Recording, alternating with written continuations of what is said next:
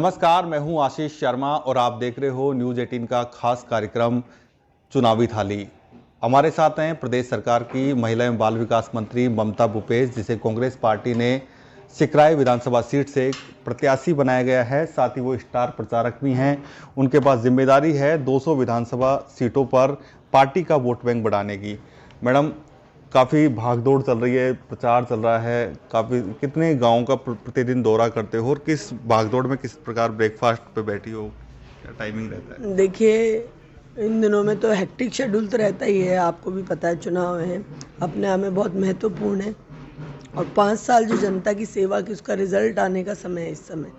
तो घर से अच्छा खा के निकलती हूँ, खाना ही खा के निकलने की मेरी आदत है हमेशा से। और दिन में जो हमारे कार्यकर्ता कहीं जो भी कुछ खाना खिलाते हैं, नाश्ता कराते हैं, वही खा लेती हूँ, उन्हीं के साथ रह लेती हूँ। जो मुझे मिलता है गाँव के अंदर, वो खुशी खुशी प्रसाद समझ के खाती हूँ। मैं अभी 2 रोटी घर से खा के निकलती हूँ, वो शाम को आके वापस खाती हूँ। आमतौर पर आप खुद कभी कभी खाना बनाते होंगे, लेकिन इस दौर में शायद आपको खाना बनाने का टाइम नहीं मिल रहा होगा, सिर्फ ब्रेकफास्ट।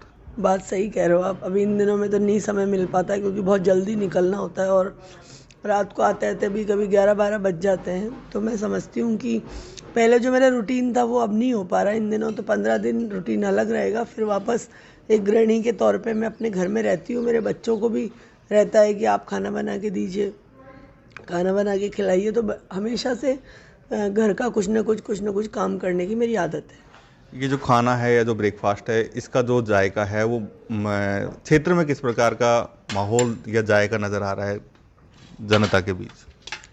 बहुत अच्छा, सौहार्दपूर्ण। और मैं समझती हूँ कि क्षेत्र की जनता सिर आंखों पे बिठा रही है। मैं समझती हूँ कि जनता जायका अच्छा बना के रखती है, जनता ही हम लोगों का मुंह मीठा करती है, जनता ही हम लोगों के खुशहाली लेकर आती है। तो मुझे आज लगता है कि हमारी जनता मेरे को बहुत अच्छा आशीर्वाद दे रही है। हर जगह गाजे बाजे से स्वागत किया जाता है, कहीं फलों से तोला जा रहा है, कहीं मिठाइयाँ बांटी जा रही हैं। तो उन्हीं को खा लेती हूँ, अपना जायका अच्छा कर लेती हूँ, क्योंकि जनता का उसके अंदर प्रेम और विश्वास भी जुड़ा रहता है। भाषण देते देते आपकी गले की आवाज़ भी हम पहचान रहे हैं कि कितना डिफ़िकल्ट होता है लगातार बोलना, लगातार 20-25 दिन फेस करना। निश्चित तौर पे रहता है। लगातार ये चुनावी जो दौरे होते हैं, इसमें सुबह से शाम तक घूमना पड़ता है, बहुत बोलना पड़ता है। तो उससे गला वला तो थोड़ा बहुत ख़राब हो जाता है, लेकिन मुझे इसकी परवाह नहीं है, क्योंकि जनता मेरे काम से मुझे पहचानती है, विकास के नाम से पहचानती है। इसलिए मैं थोड़ा बहुत भी बोल लेती हूँ। लोगों को पता है, लोग मुझे समझ रहे हैं कि इस समय चुनाव चल रहा है। ये 2 शब्द भी अपील भी करके जाएगी तो उसको बहुत सिर आंखों पे लेते हैं। मैडम, फील्ड में आप जैसे 5 साल आप विधायक रहे, राजस्थान सरकार ने खूब काम कराया, जैसे आप भी कहते हो काम कराया, तो आप फील्ड में किन मुद्दों को लेकर जनता के बीच जा रही हो, किस प्रकार के मुद्दे हैं आपके? देखिए, विकास के मुद्दे तो हैं ही हमारे। प्रथम, जब मैं पिछली बार सेवा करने के लिए आई थी, जीती थी, उस समय लोगों से मैंने कमिटमेंट किया था, कॉलेजें लाऊंगी, तहसीलें लाऊंगी, सड़कें लाऊंगी, स्कूल लाऊंगी, अस्पताल लाऊंगी। आज मुझे खुशी है कि मेरी झोली विकास के इन कामों से भरी हुई है और मैं उसी झोली को लेके गांव में जाती हूं और उनको सब बताती हूं कि आपने ये मांग मुझे एक विधायक चुनाव लड़ने से पहले की थी, उसमें से 99% काम मैं पूरे करा चुकी। इसलिए विकास के नाम पे, राजस्थान सरकार की योजनाओं के नाम पे हम लोग वोट मांग रहे हैं। जनता बहुत पसंद कर रही है, जनता आशीर्वाद दे रही है। मैडम, राजस्थान सरकार की बात कर लेते हैं। आचार संहिता से पहले राहत कैंप चले, अब कांग्रेस गारंटी दे रही है। किस रूप में देख रही हो? क्या जनता इनसे प्रभावित हो रही है या नहीं हो पा रही है? जो जनता का हुजूम देखने को मिल रहा है गांव में, सैकड़ों की तादाद में। रात को कल मेरे को 9:30 10 बज गए, 10:30 बज गए। कई गांव में मैं गई, 500-500 हज़ार लोग वहाँ इंतज़ार कर रहे कांग्रेस के कैंडिडेट का। तो कहीं ना कहीं वो हमारी सरकार की योजनाओं का भी प्रतिफल है। उधर तो प्रधानमंत्री जी ERCP के लिए बोल के गए 5 साल पहले। उन्होंने कहा 25 सांसद जिताइए, हम ERCP लाएंगे। राजस्थान की भोली वाली जनता ने पूरे 25 सांसद जिता के भेज दिए। आज 13 जिले ERCP को लेके बैठे हुए हैं, मुँह बाए खड़े हैं कि कब राष्ट्रीय परियोजना बनेगी। और पूरे 5 साल निकलने के बाद भी एक वो जुमला बन के रह गया, जो भी देश के प्रथम सेवक अपने आप को बोलते उनका। मैडम ईआरसीपी की बात आपने की, क्या ईआरसीपी का जो पब्लिक में है उसमें कोई मुद्दा नज़र आ रहा है, या फिर ये हवाई मुद्दा है, या वास्तव में पब्लिक को ईआरसीपी के नाम पे वोट का मूवमेंट हो रहा है इधर से उधर? देखिए, आप मुझे सोचिए कि मैं जहाँ भी जाती हूँ, महिलाएं पानी के लिए मांग करती हैं और बात करती हैं कि भाई पानी चाहिए, पानी चाहिए। तो ये मुद्दा तो है ही ना कि पानी चाहिए, पानी हम लेकर आने की सोच रहे हैं। मैं तो धन्यवाद दूंगी राजस्थान के यशस्वी मुख्यमंत्री जी को, जिन्होंने हज़ारों करोड़ रुपए ईआरसीपी के लिए सेपरेट बना के रख दिए हैं और वो कह रहे हैं कि हमारी सरकार आएगी तो हम इस परियोजना को पूरा करेंगे। तो पानी एक बहुत बड़ा मुद्दा है पूर्वी राजस्थान का। ये कोई दिखावा नहीं है, ना कोई जुमला है, ये आम आदमी से जुड़ा हुआ, हर घर से जुड़ा हुआ मुद्दा है। तो इसको हम लोग आगे बढ़ाएंगे।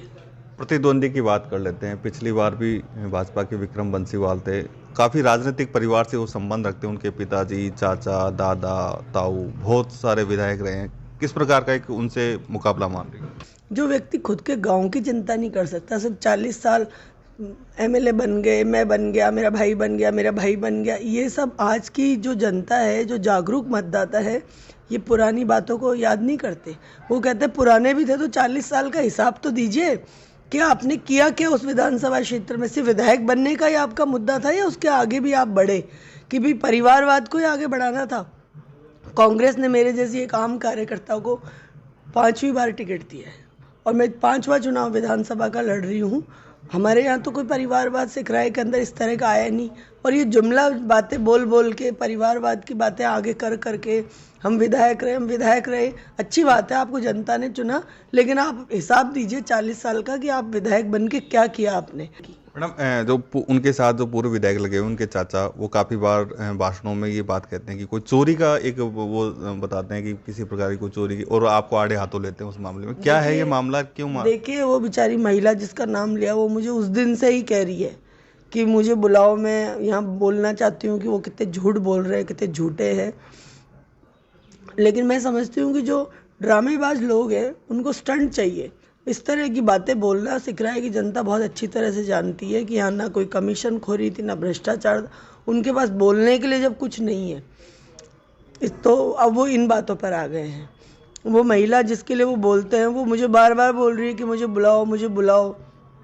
मैं वहाँ आके कहना चाहती हूँ इन सब बातों को, लेकिन मैं ही नहीं कह रही क्योंकि मैं उनकी बात को बहुत सीरियस ही नहीं ले रही हूँ। सचिन पायलट का कितना इशू चल रहा है आपके क्षेत्र में, किस रूप में देखते हो, और जो लोग विरोध कर रहे हैं उनको किस प्रकार कन्वे करने की कोशिश की जा रही है? देखिए, प्रजातांत्रिक प्रणाली है, इसके अंदर समर्थक भी होते हैं और विरोधी भी होते हैं। तो मैं तो विरोधियों का भी स्वागत करती हूँ, उनसे भी कहूँगी विकास के नाम पे वोट दीजिए, अपनी बात रखिए।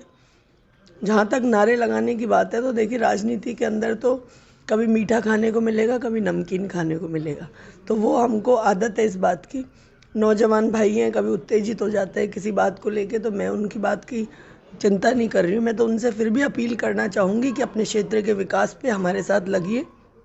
सचिन पायलट जी हमारे राष्ट्रीय नेता हैं और मुझे खुशी है कि उनके साथ उनका पहला चुनाव जब वो लड़े, जब मैं उनके साथ कार्यकर्ता बन के काम की, उनके पिताजी ने मुझे जिला परिषद का पहला टिकट दिया। तो मैं समझती हूँ उनके साथ तो मेरे बहुत अच्छे सौहार्दपूर्ण रिश्ते हैं। लोगों के अंदर कोई गलतफहमी तो सब निकल जाएगी। आप स्टार प्रचारक हो, किस रूप में देखते हो 200 विधानसभा सीटों को राजस्थान में? क्या आपको परिणाम नजर आता है? राजस्थान की जनता का मूड क्या नजर आ रहा है? निश्चित तौर पे कांग्रेस सरकार बनाने जा रही है। 3 दिसंबर को आप लोगों को सबको पता चल जाएगा। एक बार फिर से हम लोगों को सरकार में ला के सेवा करने का मौका राजस्थान की जनता मूड बना चुकी है पूरा। जो हमारे 156 का टारगेट था, हम उसके नज़दीक है और हम सरकार बनाएंगे। प्रधानमंत्री जी के दौरे हो रहे हैं राजस्थान में लगातार, और इनको किस रूप में देखते हो? क्या कांग्रेस के स्टार प्रचारक कमज़ोर पड़ रहे हैं या फिर बीजेपी के कमज़ोर पड़ रहे हैं, क्या मानते हो? अब प्रधानमंत्री जी को मुझे लगता नहीं कोई आदमी सीरियस लेता है बहुत ज़्यादा। पिछली बार चुनाव में वो आए थे यहाँ दौसा में, सभा करके गए, कह के गए कि साहब वोट दो, और 5 सीटें ही बीजेपी हार गई। तो प्रधानमंत्री जी के वक्तव्य का, उनके आने का हमारे ज़िले में कोई असर पड़ने वाला नहीं है। चुनावी थाली के कार्यक्रम में हमारे साथी मंत्री ममता भूपेश इन्होंने अपनी बातें रखी और क्षेत्र में जो माहौल है उसको लेकर चर्चा की और उन्होंने कहा कि विकास इनका मुद्दा है और विकास के मुद्दे को लेकर वो जनता के बीच जा रही हैं। कुछ लोग जो विरोध कर रहे हैं उनको भी मैनेज करने की कोशिश की जा रही है, या फिर यूं कहे कि इनका कहना है कि वो युवा हैं और उत्तेजित होकर इस प्रकार के विरोध प्रदर्शन कर देते हैं। आशीष शर्मा, न्यूज़ 18, सिकराय, दौसा।